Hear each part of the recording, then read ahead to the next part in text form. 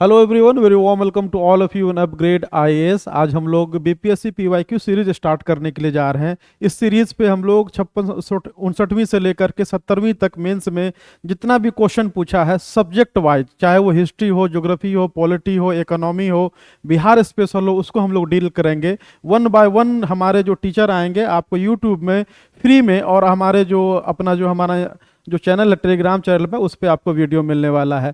हमारी ये कोशिश है कि जो अपकमिंग एग्ज़ाम है, बीपीएससी एग्ज़ाम है, जो मेंस का एग्ज़ाम होने वाला है, शेड्यूल्ड है आपका अप्रैल में, उसमें आप मैक्सिमम जो गेन कर सकें। खास करके अगर आपका अगर 70वीं मेंस दिए हैं, 69वीं दिए हैं या 68वीं दिए हैं, या फिर आप बिल्कुल फ्रेशर हैं, नए स्टूडेंट हैं, फर्स्ट टाइम आपका प्रीलिम्स हुआ है, तो इसमें आपको हम गाइड करेंगे, one step by step guide करेंगे कि आपको क्वेश्चन को अटेम्प्ट कैसे लेना है, उसका इंट्रोडक्शन कैसे होगा, उसका बॉडी पार्ट क्या होगा, उसका सिग्निफिकेंस, या फिर मान लीजिए ओवरऑल क्वेश्चन को समझने में आपको हम लोग हेल्प करेंगे कि क्वेश्चन को कैसे समझिए। और उसके बाद अगर आप लिखें उसको तो किस तरह लिखें ताकि आप मैक्सिमम मार्क्स गेन कर सकें।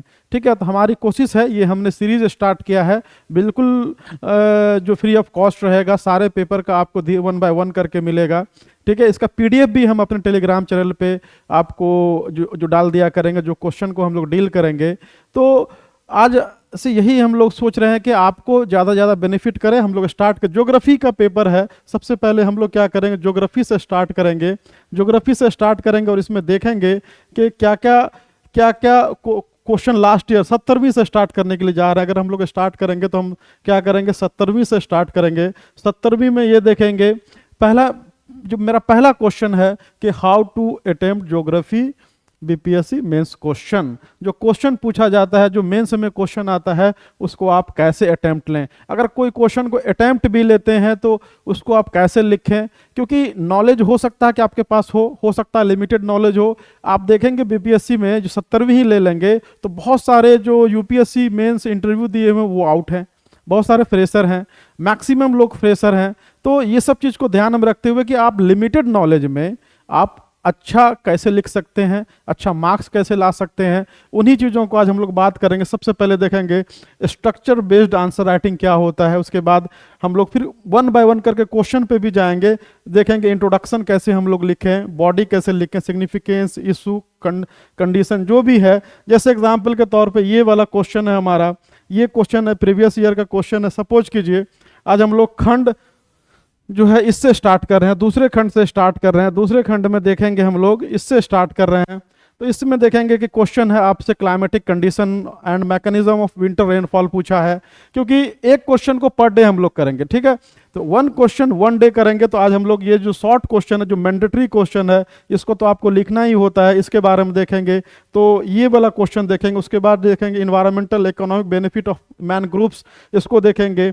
उसके बाद मिलेट्स को लेकर के क्वेश्चन है। मतलब कि जो शॉर्ट क्वेश्चन में जितना भी क्वेश्चन पूछा है उसको वन बाय वन करके हम लोग डील करेंगे, और डील ऐसे करेंगे कि आपको मेंस के एग्जाम में दिक्कत ना हो और जा करके आप सीधे वहाँ पे लिख करके आएँ।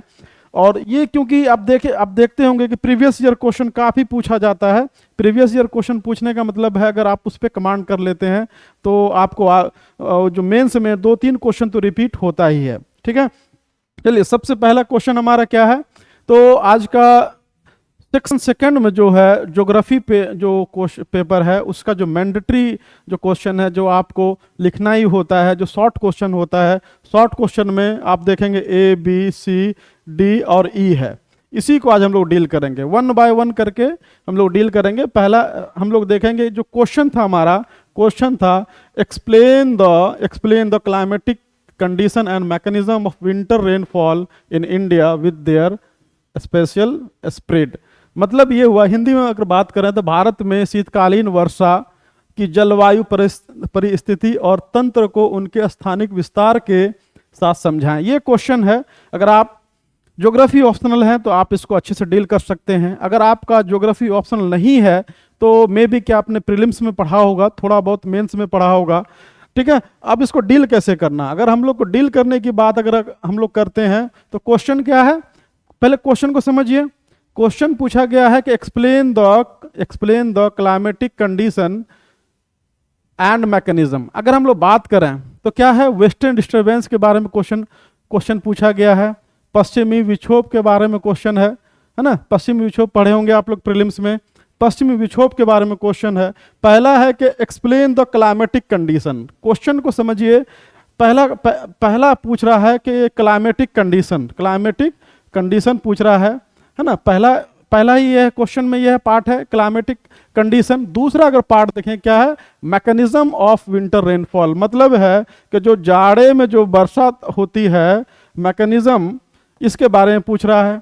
तीसरा जो इसी में देखिए क्वेश्चन छोटा है, winter rainfall in India with their special spread, ठीक है, स्थानिक वितरण। इसमें जो है क्या है, इसमें स्थानिक वितरण मतलब है कि इसका जो स्प्रेड है वो कहाँ कहाँ, ये क्वेश्चन पूछा है।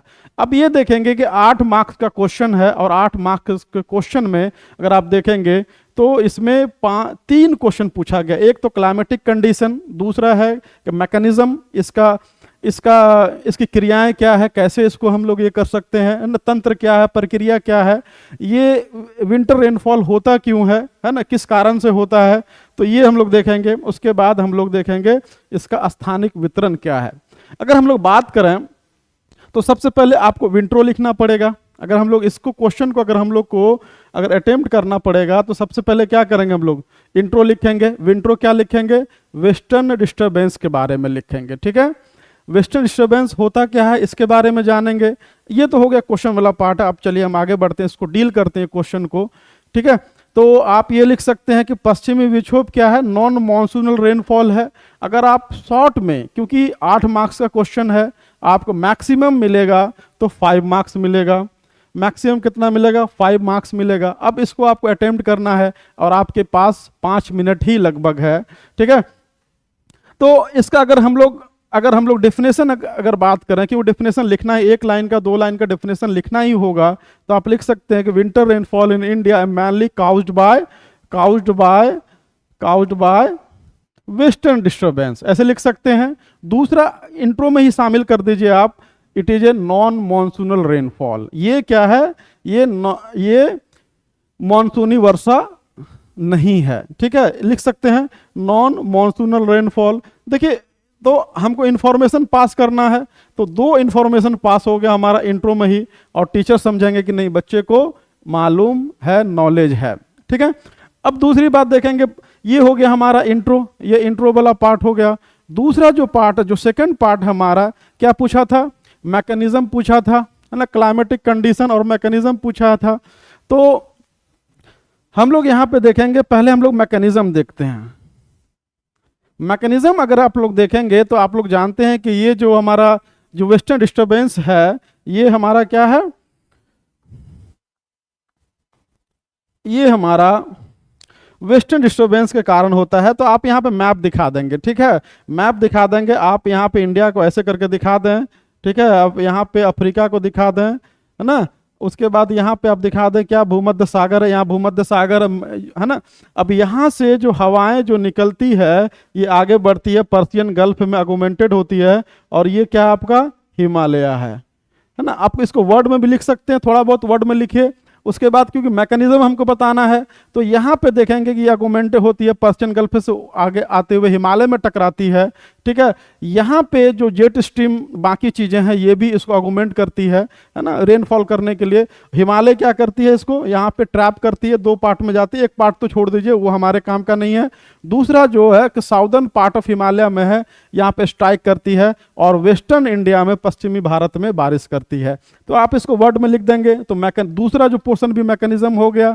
तीसरा जो ये है हमारा क्लाइमेटिक कंडीशन जो है, उसके लिए क्लाइमेटिक कंडीशन लिख दीजिए, ठीक है। तो क्लाइमेटिक कंडीशन आपको लिखना बहुत जरूरी है। यहाँ पे जो इसका ये है, क्लाइमेटिक कंडीशन में लिखेंगे ये क्या होता है, दिसंबर से लेकर के जनवरी में होता है। जब भी देखेंगे कि रेनफॉल जो होगा आपको, विंटर रेनफॉल कब होगा, आपको दिसंबर से लेकर जनवरी में होगा।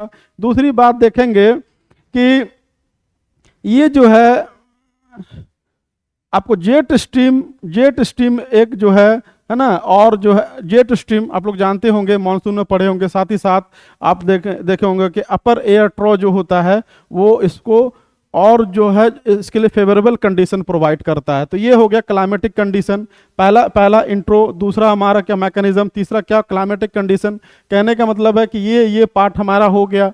मेनली जो क्वेश्चन पूछा था वो हमारा पार्ट हो गया। दूसरा जो पूछा है इसमें ये पूछा है कि इसका एक्सटेंशन पूछा है, इसका विस्तार पूछा है, स्प्रेड पूछा है। तो आप लोग ये देखेंगे कि स्प्रेड कैसे लिखेंगे, देखेंगे। फिर एक मैप बनाएंगे, क्योंकि देखिए 8 मार्क्स का क्वेश्चन है तो स्प्रेड में आप लिख सकते हैं।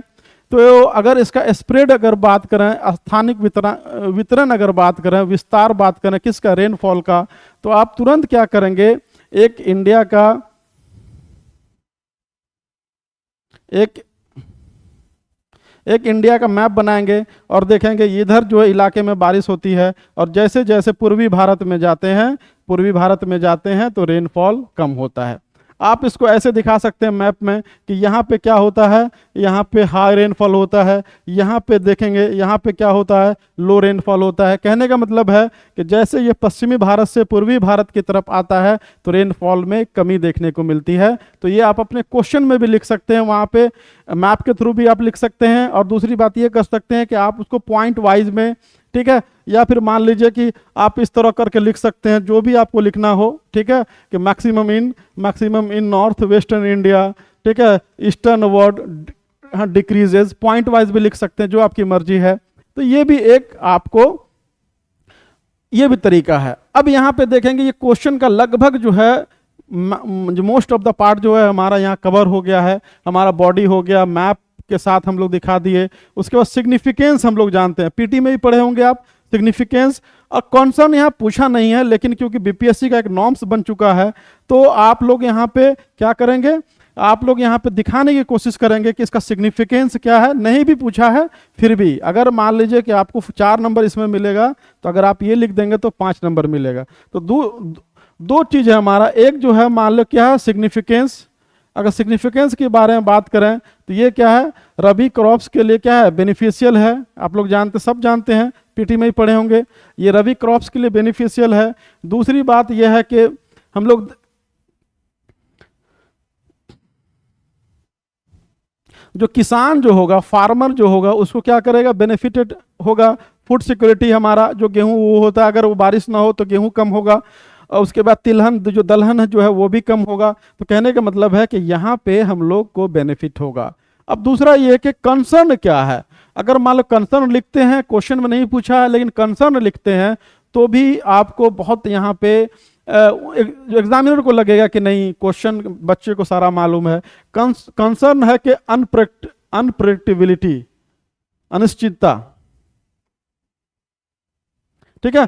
पहली बात क्या है, हम लोग देखते हैं कि समस्या क्या, चिंता है क्या, जो अनिश्चितता, उसके बाद परिवर्तनशीलता, मतलब कि क्लाइमेट चेंज हो रहा है। और क्लाइमेट चेंज के बाद आप लोग देखेंगे कि जो वेस्टर्न डिस्टर्बेंस के रेनफॉल में भी ईयर बाय ईयर आपको वेरिएशन देखने को मिलेगा। दैट्स वाई कि यहाँ पे कंसर्न भी इमर्ज हुआ है, क्योंकि इंडिया का पॉपुलेशन है, लार्ज पॉपुलेशन है, ह्यूज पॉपुलेशन है, उसका एनएफएसएम चल रहा है, फूड सिक्योरिटी भी हम लोग को देखना है। साथ ही साथ हम लोग को अगर मान लीजिए गेहूं या तिलहन या दलहन के उत्पादन में कमी आती है तो फिर हम लोग को इंपोर्ट करना पड़ेगा।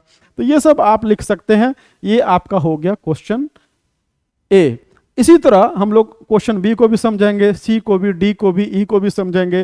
तो अगर हम लोग देखें तो सबसे पहले हम क्या करेंगे, इंट्रोडक्शन के बाद हमने मैकेनिज्म बताया, मैकेनिज्म में हमने मैप के थ्रू बताया, मैप के बाद फिर हम लोग उसका जो डिस्ट्रीब्यूशन जो है स्थानिक वितरण देखा है, वितरण के बाद हमने देखा कि उसका जो है क्लाइमेटिक कंडीशन क्या है, क्लाइमेटिक कंडीशन के बाद सिग्निफिकेंस और जो कंसर्न भी हम लोगों ने देखा है। इसके बाद चलिए हम लोग दूसरा जो क्वेश्चन है कि discuss the environmental and economic benefit of man groups. किसके बारे में क्वेश्चन पूछा है, मैन ग्रुप्स के बारे में पूछा है। तो मैन ग्रुप्स के लिए आप लोग जानते होंगे मैन ग्रुप्स क्या है, एक सॉल्ट टॉलरेंट जो है स्पीसीज है, प्लांट है, जो आपको कहाँ पाया जाता है, बे ऑफ बंगाल के आसपास, बे ऑफ बंगाल में, अरेबियन सी में जो कोस्टल पार्ट है वहाँ पाया जाता है। आप लोग देखते होंगे कि यहाँ पे पाया जाता है, इधर पाया जाता है। ये तो देखेंगे मैन ग्रुप्स के बारे में आप क्लियर हैं, ठीक है। अब मैन ग्रुप्स के बारे में क्या क्वेश्चन पूछा है कि डिस्कस द इन्वायरमेंटल पहला क्या, इन्वायरमेंटल एंड इकोनॉमिक बेनिफिट, ठीक है। तो मैनग्रोव्स के बारे में क्या पूछ रहा है, इन्वायरमेंटल और इकोनॉमिक बेनिफिट। लेकिन इससे पहले हम लोग को क्या करना है, हम लोग इसको जो देखेंगे इससे पहले हम लोग क्या करेंगे, इसके बारे में देखेंगे, इंट्रोडक्शन देखेंगे, इंट्रोडक्शन हम लोग इसको कैसे लिखें। उसके बाद देखेंगे मुख्य भाग में क्या लिखें। उसके बाद देखेंगे मानचित्र मैप में कहाँ कहाँ पे है, उसको उसको उसको कैसे हम लोग ये करें, ठीक है। उसके बाद हम लोग देखेंगे कि चिंताएं क्या क्या है, क्या क्या है। तो आप लोग जानते होंगे कि मैनग्रोव्स क्या है, मैनग्रोव्स क्या है।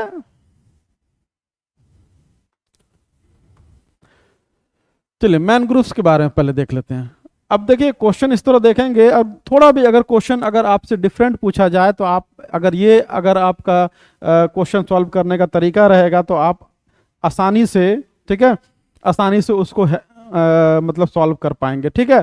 तो आप मेंस में जाते हैं तो हर एक चीज़ आपको मालूम नहीं होता है, हर एक क्वेश्चन आप नहीं जानते हैं, ठीक है। लेकिन अगर आपके पास राइटिंग स्किल अगर है, इस तरह के लिखने की क्षमता है, सोचने की क्षमता है, ठीक है, तो आप उसको अटेम्प्ट कर सकते हैं। तो सबसे पहली बात आप लोग जानते हैं कि ये क्या है, इंटरटाइडल है ना, प्लांट है ना, प्लांट कहिए, स्पेसीज कहिए, जो भी कहिए स्पेसीज है ना। और ये कहाँ होता है, दूसरी बात है कि ये कोस्टल इलाके में होता है, कोस्टल एरिया में होता है, ठीक है। तो ये आपको मालूम है। दूसरी बात ये है कि आप इसको देख सकते हैं कि ये क्या है, ये आपको सलाइन या जो ब्रैकिश वाटर जो होता है, खारा जो जल जो होता है वो वहाँ पे होता है, ये क्लियर है। दूसरी बात आपको ये भी मालूम है कि कहाँ कहाँ आप, जैसे इसको आप लोग दिखाएंगे, आप इसको मैप के थ्रू दिखा दीजिए, ठीक है। यहाँ पे मैप दिखाइए, यहाँ पे सुंदरबन के आसपास है, इधर है, यहाँ गोदावरी बेसिन पे है, ठीक है, यहाँ पे तमिलनाडु में है। उसके बाद आप इधर देखेंगे यहाँ पे है, उसके बाद अंडमान निकोबार में भी है ना। ये सब दिखा दीजिए कि यहाँ पे मैनग्रोव्स है। दूसरी बात कि अब हमारा बॉडी वाला पार्ट स्टार्ट हुआ है। क्वेश्चन क्या था हमारा, एक था इन्वायरमेंटल और इकोनॉमिक बेनिफिट। इन्वायरमेंटल बेनिफिट में क्या लिखेंगे, है ना, पर्यावरण ये लाभ में क्या लिखेंगे, और हम लोग इकोनॉमिक बेनिफिट में क्या लिखेंगे। दो हमारा बॉडी वाला पार्ट है।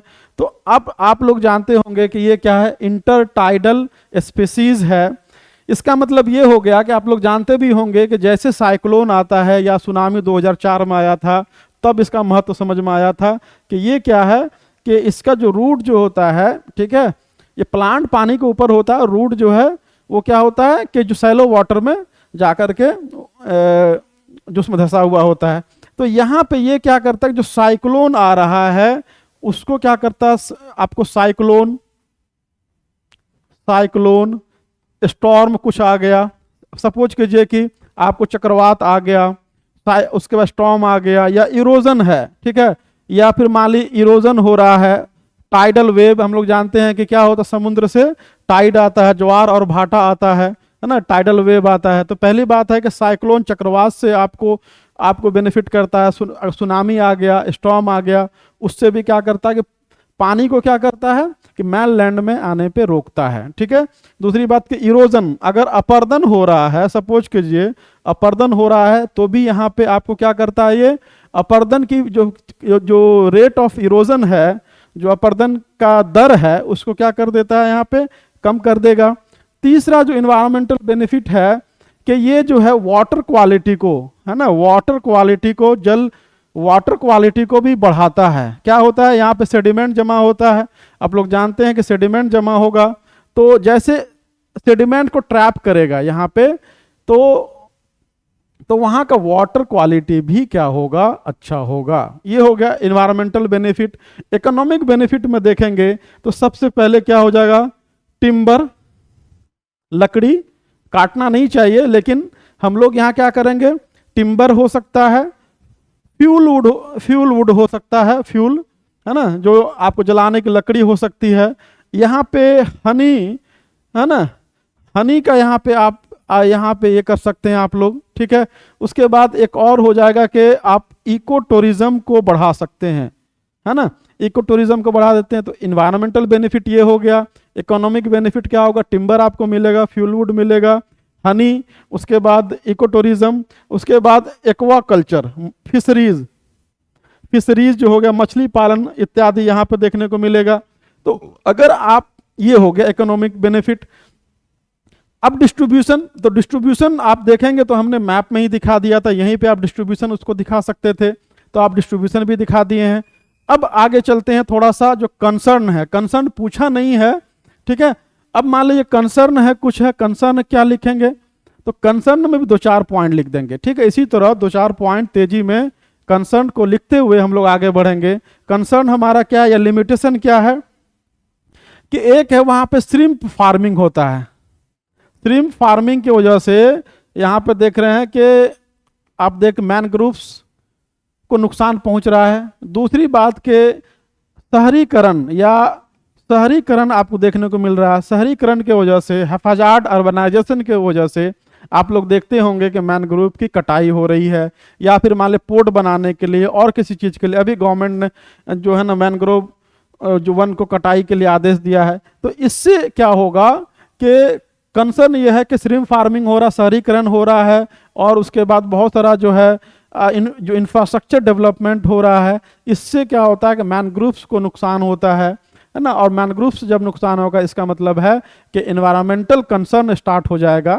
मतलब जो जो यहाँ पे देख रहे हैं कि cyclone, storm, cyclone, erosion of land, water quality improvement, ये सब जितना भी बेनिफिट है फिर हमको यहाँ पे नहीं मिलने वाला है। तो इस तरह से दूसरा क्वेश्चन।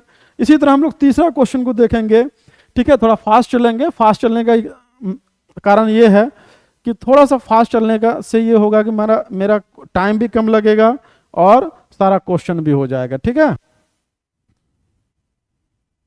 तीसरा जो क्वेश्चन था जो बीपीएससी 17वीं में आप अगर देखेंगे, तीसरा क्वेश्चन है, what are the suitable geographical condition for the cultivation of major millets in India, explain with example. पहली बात है कि मिलेट पूछा है, मिलेट्स के बारे में है, तो आप सबसे पहले क्या करेंगे, टाइप्स। यहाँ पे देखिए हमने इंट्रो क्लाइमेट रेसिलिएंट, ये है rain body, rainfall, soil region ये लिखना है, बाजरा, राजस्थान, ज्वार कहाँ कहाँ होता है ये हमने दिखा दिया है। उसके बाद हिंदी में भी हमने जो लिखने की कोशिश की है। तो आप लोग देखेंगे, पहले तो आप टाइप्स बता दीजिए कि मिलेट कितने का। हम लोग जानते हैं कि सेरेल्स है, मोटा अनाज है, तो कोर्स अनाज है, मोटा अनाज है। मोटा अनाज कई प्रकार में पाया जाता है, तो पहली बात के टाइप्स बता दीजिए। दूसरी बात के ज्योग्राफिकल कंडीशन, देखिए ज्योग्राफिकल कंडीशन कहाँ कहाँ पे है तो वो बता देंगे। तीसरा क्या है कि मेजर टाइप्स, टाइप्स हो गया, ज्योग्राफिकल कंडीशन हो गया, और क्लाइमेटिक कंडीशन हो गया। देखिए अगर इस तरह कहते हैं, इसको हम लोग बोलते हैं पूछ पकड़ के लिखना। अगर आप इस तरह से लिखेंगे, क्वेश्चन को डिवाइड करेंगे, types, geographical condition, climatic condition, ये क्वेश्चन पूछ रहा है। अगर आप इसको टाइप्स बताते हैं जो है ना, अब जितने प्रकार का टाइप्स बता दीजिए, उसके बाद ज्योग्राफिकल कंडीशन में तुरंत आप मैप बनाएंगे, तुरंत एक मैप बनाएंगे, ठीक है। तुरंत मैप बनाएंगे तो कहाँ कहाँ पे होता है, जहाँ जहाँ पे रेन शेडो जोन होगा, राजस्थान में होगा, है ना। हम लोग जानते हैं कि वेस्टर्न जो खास के जो हमारा Arabian sea branch of monsoon है वो आपको वेस्टर्न घाट में बारिश करती है ना। और इधर क्या हो जाएगा, इधर हमारा पूरा जो है रेन शेडो जोन हो जाता है। तो आप लोग देखते होंगे कि जहाँ पे ये है ब्लैक सॉइल है या फिर अनफर्टाइल सॉइल है, ठीक है, या फिर रेनफॉल बहुत कम है, तो वहाँ पे आपको मिलेगा, ये आपको देखने को मिलेगा। तो ज्योग्राफिकल लोकेशन जो है ना, ये हो गया।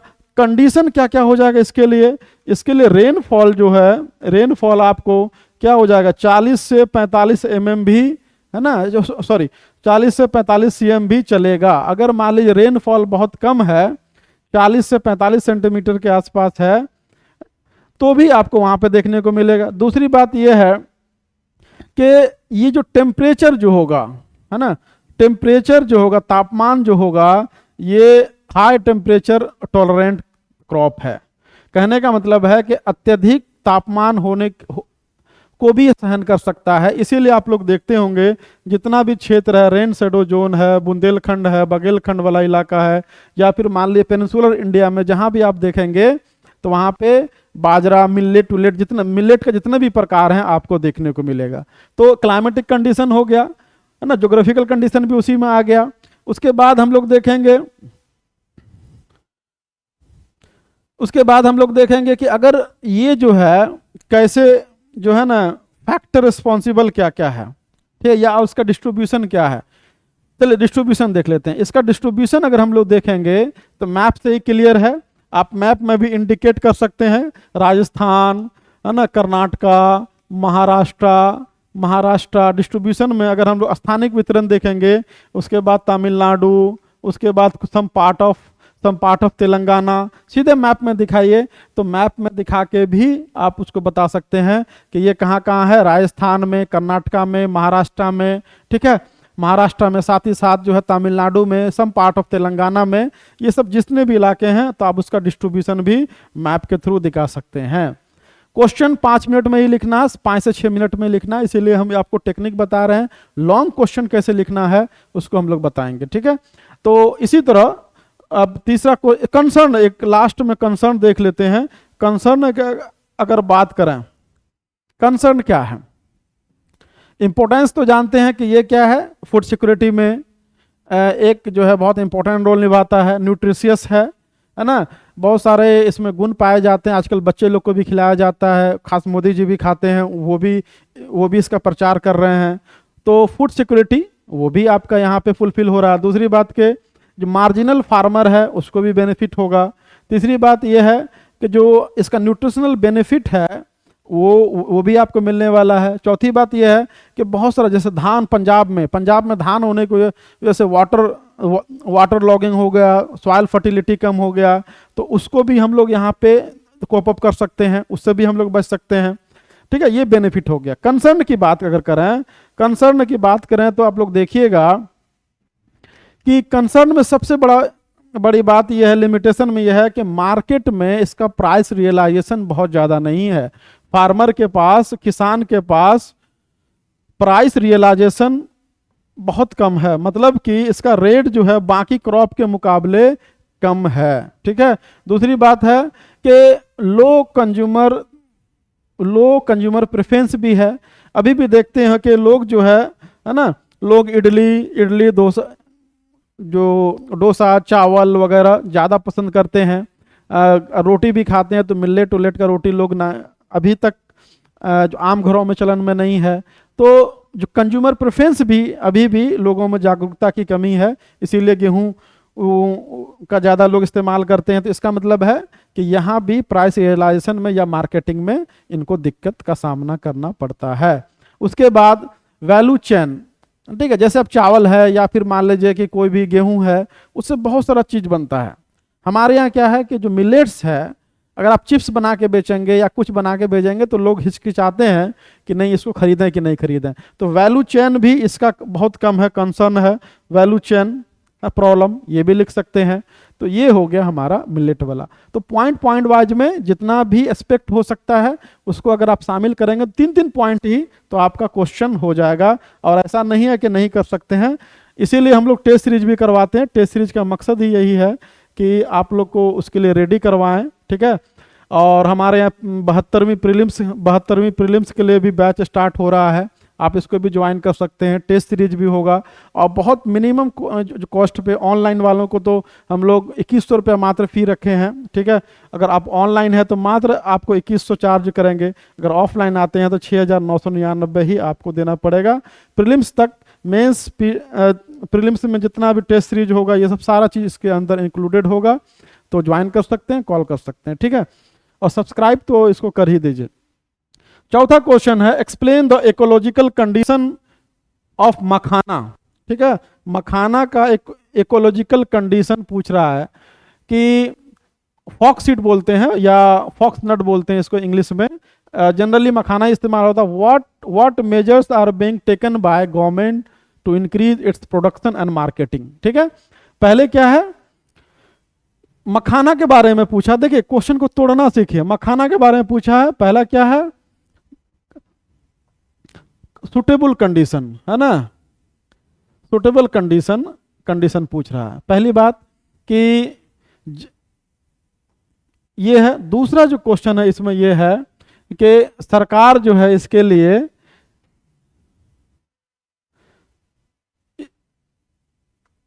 इसके प्रोडक्शन के लिए क्या क्या कर रही है, उत्पाद बढ़ाने के लिए क्या कर रही है। इसके बाद देखें मार्केटिंग के लिए क्या क्या कर रही है। अगर आपको इंट्रोडक्शन लिखना है तो इंट्रोडक्शन लिख सकते हैं कि it is a aquatic wetland crop, यहाँ पे हमने वही किया है, एक्वाटिक वेटलैंड क्रॉप, ठीक है, फाउंड इन या फिर कल्टिवेटेड इन, ठीक है, कहाँ होता है तो बिहार में, खास के मिथिलांचल रीजन ऑफ बिहार में लिख सकते हैं, इस तरह से आप लिख सकते हैं, ठीक है। उसके बाद देखिए सूटेबल कंडीशन क्या क्या है। तो कंडीशन में अगर हम लोग बात करें तो सबसे ये क्या चाहिए आपको, फ्रेश सैलो वाटर में होता है ना, फ्रेश वाटर जहां पे होगा,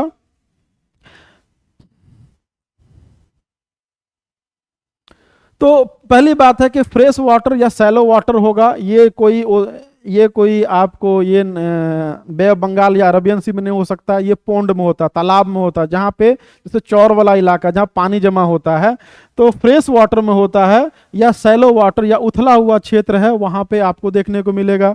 दूसरी बात है कि इसके लिए सॉइल जो होना चाहिए, जो मिट्टी होना चाहिए, वो जो क्ले सॉइल होता है ना, क्ले सॉइल जो होता है, और जो क्ले सॉइल जो पाया जाता है आप लोग देखेंगे कि मिथिलांचल बेल्ट में, मतलब आपको दरभंगा, मधुबनी, सीतामढ़ी, पूर्णिया, अररिया, है ना, इस सब पार्ट में, आपको सहरसा, इस सब पार्ट में मिलेगा। तो पहली बात है कि फ्रेश वाटर, सैलो वाटर और स्टेगनेंट होना चाहिए। दूसरी बात यह है कि वाटर क्या होना चाहिए, स्टेगनेंट होना चाहिए। ऐसा नहीं है कि वो नदी का पानी है बह रहा है उसमें ये हो जाएगा। एक जैसे आप कहीं पे गड्ढा है, पौंड है, तालाब है, चौर है, स्टेगनेंट है, बाकी इलाके से कटा हुआ है, फ्रेश वाटर है, तो वहाँ पे आपको होगा। दूसरी बात कि सॉइल जो है, जो मृदा इसके लिए जो जरूरी है वो क्या होना चाहिए, क्लेई सॉइल होना चाहिए, साथ ही साथ ऑर्गेनिक रिच होना चाहिए। ये क्या ऑर्गेनिक रिच होना चाहिए, तो ये आपको जो कंडीशन फुलफिल करता, साउथ बिहार में तो ऐसा नहीं मिलेगा। साउथ बिहार में अगर आप देखेंगे तो अलग तरह का सॉइल मिलता है, ठीक है। तो ये सॉइल आपको मिलेगा मिथिलांचल में। तीसरा जो आप बोल सकते हैं कि इसके लिए क्या चाहिए, वार्म ह्यूमिड क्लाइमेट चाहिए, है ना। क्या चाहिए, वार्म ह्यूमिड क्लाइमेट। तो वार्म ह्यूमिड क्लाइमेट हो गया, ठीक है, ये वाला हो गया। तीनों कंडीशन जो है, clayey soil, organic rich, warm humid climate और फ्रेश वाटर, ठीक है, फ्रेश सैलो वाटर कहाँ मिलेगा। आपको देखेंगे कि बहुत सारा कुशेश्वर स्थान से लेकर के आप मधुबनी की ओर जाएंगे, आप सहरसा जाएंगे, आप अगर खगड़िया की ओर जाते हैं, पूर्णिया जाते हैं, तो इस तरह का वहाँ पे सॉइल भी मिलेगा, साथ ही साथ इस तरह का स्टेगनेंट वाटर भी आपको देखने को मिलेगा, ठीक है। तो ये हो गया। उसके बाद प्रोडक्शन की अगर बात करें, अगर प्रोडक्शन के लिए क्या क्या सरकार कर रही है, तो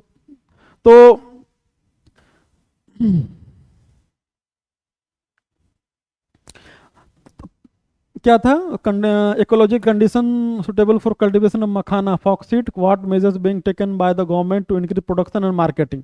तो अब देखिए इसमें क्या कर रही है कि आप लोग लिखते, एक जो मखाना बोर्ड का इसके सीड के लिए, है ना, वहाँ पे सीड के लिए बनाया गया है। साथ ही साथ आप देखते होंगे सब्सिडी भी दिया जाता है, इसमें बहुत सारे जो किसान को सब्सिडी दिया जाता है। तो ये सब चीज़ आप लिख सकते हैं। उसके बाद मार्केटिंग की अगर बात करें तो मार्केटिंग में देखेंगे आपको इसको जीआई टैग दिया गया है, ठीक है, जीआई टैग दिया गया है। साथ ही साथ आप लोग देखेंगे कि मखाना डेवलपमेंट बोर्ड का अभी जो बजट हुआ था, है ना, इसमें मखाना डेवलपमेंट बोर्ड का गठन किया गया है। साथ ही साथ आप ये देखेंगे कि इसको प्रोसेसिंग में, ब्रांडिंग में, है ना, प्रोसेसिंग से लेकर के आप लोग देखें प्रोसेसिंग में, है ना, ब्रांडिंग में, है ना, गवर्नमेंट सपोर्ट कर रही है। तो ये सब जो मेजर अपना रही है। साथ ही साथ इकोनॉमिक सर्वे जो अभी आया है, कल परसों जो आया है, इसको भी आप देख सकते हैं कि मखाना में क्या क्या वो किया जा रहा था। क्वेश्चन यहाँ पे हो गया, तो क्वेश्चन का जो डिमांड था वो फुलफिल हो गया। आप चाहें तो आप एक मैप बना सकते हैं बिहार का, है ना, आप बिहार के मैप में दिखा सकते हैं ये रीजन में मखाना होता है, ये आपको मखाना बेल्ट है। तो ये सारा क्वेश्चन हो जाएगा। अब यहाँ पे क्या है, थोड़ा सा अगर हम लोग लिमिटेशन की बात करें, है ना, या कंसर्न की बात करें, तो अगर आप लोग देखेंगे तो क्या है, लिमिटेशन क्या है, लिमिटेशन है ये है कि हेवी लेबर इंटेंसिव है। मतलब कि इसमें क्या चाहिए कि मजदूर बहुत ज़्यादा लेबर इंटेंसिव है, मतलब है कि इसमें मजदूर चाहिए। ये अपने यहाँ मैकेनाइज है ना, मैकेनाइज नहीं है। जितना भी मखाना का उत्पादन से लेकर के उसको तोड़ना, प्रोसेसिंग करना, ठीक है, अब जो भी देखते हैं वो सारा का सारा मैनमेड होता है। अगर मैकेनाइज्ड होता, मैकेनाइजेशन होता तो लेबर का कॉस्ट भी बचता, साथ ही साथ हम लोग देखते कि इसको और अच्छे से हम लोग जो प्रोसेसिंग कर सकते, मार्केटिंग कर सकते, ठीक है। इसके बाद एक और लिमिटेशन है कि मार्केटिंग में अगर आप लोग देखेंगे तो जो प्राइस रियलाइजेशन होगा, आप मखाना खरीदने जाते हैं तो आपको 1400 रुपया आपको पर केजी मिलता है, लेकिन जो मखाना के फार्मर हैं, ठीक है, जो इसको उपजाते हैं, उसको 300-400 रुपया केजी मिलता है। आप यही अगर यूएसए में बिक रहा है तो वहाँ डॉलर में लगभग आपको 5000-6000 रुपया केजी पड़ जा रहा है, ठीक है, अगर आप यहाँ से कंपेरिजन करेंगे तो। कहने का मतलब है कि मार्केटिंग जो है उसका उतने अच्छे से नहीं हो रहा है, प्राइस रियलाइजेशन जो फार्मर को होना चाहिए वो नहीं हो रहा है। तो ये सब लिमिटेशन में आप लिख सकते थे। और इसी तरह मैप बनाइए, मैप बनाने के बाद ये सब जितना पॉइंट है आप इसको डील कीजिए। फिर मखाना क्वेश्चन रिपीट होने वाला है, 100% हम श्योर हैं कि आज ने ये जो 71वीं में हो सकता है मखाना का, ये लॉन्ग में जो शॉर्ट में क्वेश्चन था वो लॉन्ग में आ जाए। लास्ट क्वेश्चन है हमारा, लास्ट क्वेश्चन में देखेंगे कि discuss the growth and development of automobile industries around larger metropolitan cities of India, ठीक है। ऑटोमोबाइल पूछ रहा है, ऑटोमोबाइल के बारे में पूछ रहा है। ऑटोमोबाइल में क्या पूछ रहा है? ग्रोथ। पहला क्या है? ग्रोथ। दूसरा क्या है? डेवलपमेंट। ग्रोथ और development around the large city, ठीक है, बड़े बड़े शहरों के में जो ये होता है वो क्यों, उसके बारे में पूछ रहा है कि भारत के 4 सबसे बड़े महानगरीय शहर क्षेत्रों और उनके आसपास ऑटोमोबाइल उद्योगों की वृद्धि और विकास पर चर्चा करें। वो अपने ही बोल दिया है, हमको ये नहीं कहना है कि ऑटोमोबाइल इंडस्ट्रीज कहाँ कहाँ पाया जाता है। हम सीधे मैप बनाएंगे इस तरह करके, है ना, मैप बनाएंगे। पहला तो हम दिखा देंगे जहां जहां पर भी है वो दिखा देंगे, तो लोकेशन हमारा हो गया।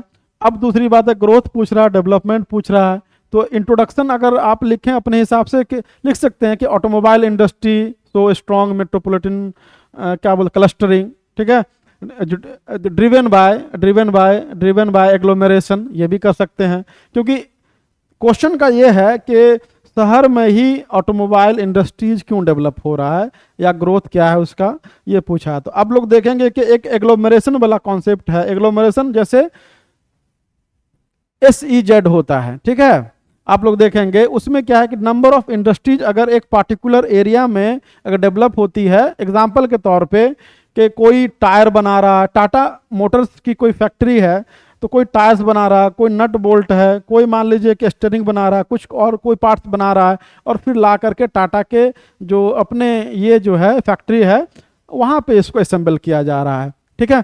कोई मोबिल बना रहा, कोई मान ली टायर है, कोई नट बोल्ट है, कोई जो कोई सीट कवर है। इस तरह बोलते हैं कि नंबर ऑफ इंडस्ट्री जब एक दूसरे को कोऑपरेट करती है, एक पार्टिकुलर एरिया में कॉन्सेंट्रेटेड होती है, इसको बोलते हैं एग्लोमरेशन। अब ऑटोमोबाइल इंडस्ट्री जो डेवलप हुआ है, उसका डेवलपमेंट हुआ, जो ग्रोथ जो देखा गया है वो पार्टिकुलर सिटीज़ में ही देखा गया है। लाइक पुणे में अगर आप लोग बात करेंगे, तमिलनाडु में आप लोग बात करें कुछ सिटी में वहाँ पर भी है, दिल्ली के आसपास, गुरुग्राम के आसपास है, ठीक है। तो जब मानेसर उनेसर हो गया, यहाँ पे आपको देखने को मिलेगा। तो ये क्यों है? ये इसलिए है कि एग्लोमरेशन है। तो आपको बताना पड़ेगा कि वाई ऑटोमोबाइल इंडस्ट्रीज क्लस्टर्ड या found only in 4 major city, जो भी आप लोग बात कर रहे हैं, ठीक है, गुरुग्राम मानेसर बात कर दिए, मुंबई पुणे बात कर दिए, चेन्नई बात कीजिए, कोलकाता हावड़ा के बारे में बात कर सकते हैं। तो इस तरह से आप उसको बता सकते हैं, ठीक है। ये हो गया लोकेशन। तो ग्रोथ क्यों है? तो ग्रोथ ये है कि एग्लोमरेशन की वजह से। दूसरी बात है, एग्लोमरेशन जो होता है ना, बहुत सारा इंडस्ट्रीज एक जगह ये होता है, इसके वजह से वहां पे ये आपको देखने को मिलेगा। दूसरी बात यह है कि लार्ज क्या है, कंज्यूमर। अगर ऑटोमोबाइल का जो कंज्यूमर होगा वो कहाँ पे होगा? गांव के लोग क्या चलते हैं, बहुत बाइक से, मोटरसाइकिल से, तो ट्रांसपोर्टेशन कॉस्ट ETC ये सब भी होता है। स्किल्ड लेबर ये भी एक फैक्टर है। तो आप देखेंगे कि लार्ज सिटी में क्या है, इसका ग्राहक बहुत ज़्यादा है, ठीक है, लार्ज सिटी में ग्राहक है, स्किल्ड लेबर है। यहाँ पे फैक्टर में क्या है, स्किल्ड लेबर लिख सकते हैं, स्किल्ड लेबर यहाँ पे अवेलेबिलिटी है। और क्या लिख सकते हैं आप, ट्रांसपोर्ट ट्रांस अगर मान लीजिए कि आप इसको एक्सपोर्ट करना है तो पोर्ट फैसिलिटी भी कहाँ पर है, आपको चेन्नई के आसपास है, कोलकाता हावड़ा के आसपास है, मुंबई में देखेंगे है ना, तो मुंबई में वहाँ पे कई सारा पोर्ट है, ये भी है। उसके बाद जो है जो जो एंसिलरी जो एक्टिविटी है, मतलब कि उससे रिलेटेड जो पार्ट्स है वहीं पे मिलते हैं। तो ग्रोथ का हिस्टोरिकल फैक्टर ये रहा है। अगर जो रीजनल जो स्प्रेड की बात करें, स्थानिक वितरण के बारे में बात कर सकते हैं, तो इसमें लिख सकते हैं कि गुरुग्राम, मानेसर, यहाँ कोलकाता हावड़ा, चेन्नई में चेन्नई सलेम ये लिख सकते हैं, यहाँ पे मुंबई पुणे लिख सकते हैं। ठीक है, तो ग्रोथ एंड डेवलपमेंट दोनों जो है ना, आप इसको ऐसे लिख सकते हैं, एक ही साथ भी लिख सकते हैं या अलग अलग भी लिख सकते हैं। ये हो गया। जैसे चेन्नई को डेट्रॉइट ऑफ इंडिया भी कहा जाता है। ठीक है, यहाँ पे एक्सपोर्ट बहुत कार ज़्यादा, जैसे फोर्ड वगैरह जो आई थी, वो जो रेनॉल्ट और फोर्ड जो है सारी आपको चेन्नई में इंडस्ट्री अपना फैक्ट्री स्थापित की थी। अब इसका पूछा नहीं है, लेकिन हम लोग देखेंगे कि इसका कंसर्न क्या है। कंसर्न क्या है, अगर ये जो है सिर्फ कुछ मेजर सिटीज में ही है, तो सबसे पहली बात है कि हम लोग देखेंगे क्या हो जाएगा, पॉल्यूशन।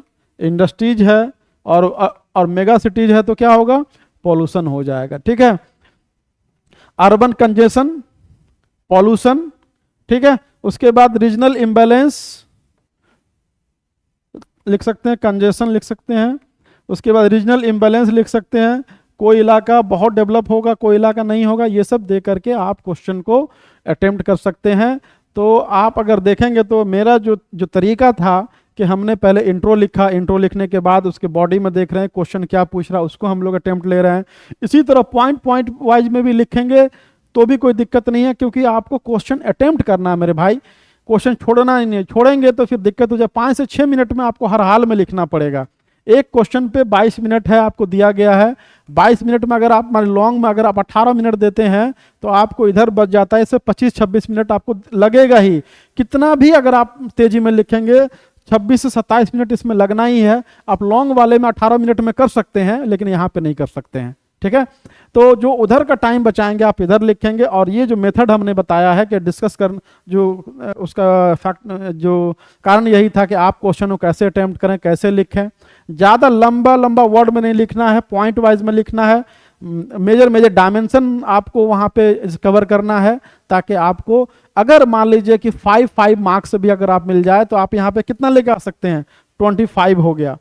अब जब अगर मेजर आप लॉन्ग में कितना भी अच्छा अगर आप लिखेंगे तो आपको 18 नंबर से ज़्यादा नहीं मिलने वाला। जो ट्रेंड है बहुत 20 नंबर मिला है। ठीक है, हम लोग को भी कई बार 24 नंबर मिला था तब, जबकि ये जो है शॉर्ट क्वेश्चन नहीं था। क्वेश्चन में 24 बहुत अच्छा लिखने पे 24-25 भी देते हैं वो लोग देते थे, लेकिन तब जब शॉर्ट नहीं था, क्योंकि अब टाइम को आपको क्या करना पड़ता है, डिस्ट्रीब्यूट करना पड़ता है। शॉर्ट क्वेश्चन में ज़्यादा टाइम लग गया, लॉन्ग क्वेश्चन में आप 1-2 मिनट वहाँ पे आप मैनेज कर सकते हैं। तो एक तो है कि मार्क्स भी आपको यहाँ मिलने का संभावना अधिक रहता है। दूसरी बात की आप टाइम यहाँ पे आप यहाँ नहीं, यहाँ पे आप जो है सेव कर सकते हैं, लेकिन यहाँ पे नहीं कर सकते हैं। ठीक है, तो ये तरीका अगर अपनाइएगा तो फिर आप क्वेश्चन सॉल्व कर पाएंगे, अटेम्प्ट कर पाएंगे, छूटेगा नहीं। इसी तरह अब हम लोग कल जो होगा, जो नेक्स्ट वीडियो में हम लोग ज्योग्राफी का जो लॉन्ग क्वेश्चन होगा उसको हम लोग डिस्कस करेंगे, और एक ही क्वेश्चन पर डे डिस्कस करेंगे। इसी तरह हिस्ट्री का, इसी तरह पॉलिटी का, इसी तरह इकोनॉमी का, बिहार स्पेशल का, सबका हम लोग लेकर के आएंगे। आप लोग इसको तब तक सब्सक्राइब कीजिए, क्योंकि हम लोग अभी ऑनलाइन में नए हैं, हमारी कोचिंग बहुत पुरानी है, बट ऑनलाइन हम लोग नए हैं, तो आप लोग से सहयोग अपेक्षित है। ठीक है, मिलते हैं नए वीडियो में, फिर कुछ इसको आगे बढ़ाएंगे। तब तक के लिए धन्यवाद।